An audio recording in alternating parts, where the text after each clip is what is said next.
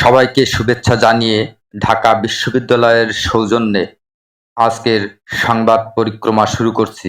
আজকের সংবাদ পরিক্রমার বিষয়, লেবাননে হাজার হাজার প্রশিক্ষিত যোদ্ধা পাঠাতে চায় হুথি আনসারুল্লাহ। অবরুদ্ধ গাজা উপত্যকায় ইসরায়েলি গণহত্যা শুরুর পর থেকেই হামাস ও হিজবুল্লাহর পাশে দাঁড়িয়েছে ইয়েমেনের হুথি আনসারুল্লাহ। তবে এতদিন নিজেদের ভূখণ্ড থেকে ইসরায়েল বিরোধী অভিযান চালিয়ে গেলেও এবার তাদের প্রশিক্ষিত যোদ্ধাদের লেবাননে পাঠাতে চায় হুথি আনসারুল্লাহ। হুথি আনসারুল্লাহ প্রতিরোধ আন্দোলন বলেছে, ইয়েমেন প্রয়োজনে লেবাননের হিজবুল্লাহ প্রতিরোধ আন্দোলনের সহায়তা করার জন্য হাজার হাজার প্রশিক্ষিত যোদ্ধা পাঠাতে প্রস্তুত রয়েছে। আনসারুল্লাহর গণমাধ্যম বিষয়ক কর্তৃপক্ষের ভাইস প্রেসিডেন্ট নাসিরুদ্দিন আমের সোমবার ফিলিস্তিনের শেহাব বার্তা সংস্থাকে একথা বলেছেন। খবর তেহরান ভিত্তিক পার্স টুডের। নাসিরুদ্দিন আমের বলেন, ফিলিস্তিনের প্রতিরোধ লড়াইয়ে আমরা আমাদের ভাইদের যেভাবে সমর্থন করি, আমরা হিজবুল্লাহকেও একইভাবে সমর্থন করব।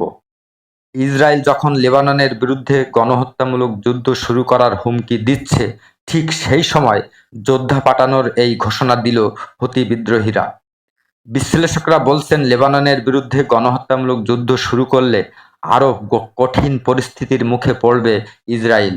হুথিদের পাশাপাশি ইরাকের প্রতিরোধ যোদ্ধারাও হিজবুল্লাহর সাথে যোগ দেবে। ইসরায়েলের একার পক্ষে যা সামাল দেয়া প্রায় অসম্ভব ব্যাপার হয়ে উঠবে।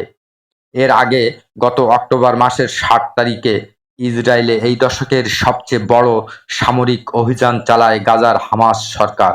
এর পরপরই গাজায় বিমান হামলা ও স্থল হামলা শুরু করে ইসরায়েল। এই আগ্রাসনে এখনো পর্যন্ত ৪১,০০০-এর বেশি ফিলিস্তিনি নিহত হয়েছেন, যাদের অধিকাংশই নারী ও শিশু। আহত হয়েছেন ১ লাখের বেশি। এখনো নিখোঁজ রয়েছে কয়েক হাজার মানুষ। গাজা উপত্যকায় ইসরায়েলের বর্বর আগ্রাসন ও গণহত্যার প্রতিবাদে ইয়েমেনের হুথি যোদ্ধারা লোহিত সাগরে ইসরায়েলি জাহাজে হামলা শুরু করেছিল। এক পর্যায়ে তারা ইসরায়েল অভিমুখী যে কোনো দেশের জাহাজকেও টার্গেট করার ঘোষণা দেয়। এদিকে ইসলামী প্রজাতন্ত্র ইরানের পররাষ্ট্রমন্ত্রী আব্বাস আরাকচি বলেছেন, দখলদার ইসরায়েলের বিরুদ্ধে প্রতিরোধ ফ্রন্টকে সমর্থন দেওয়ার জন্য তেহরান তার নীতিতে অটল রয়েছে।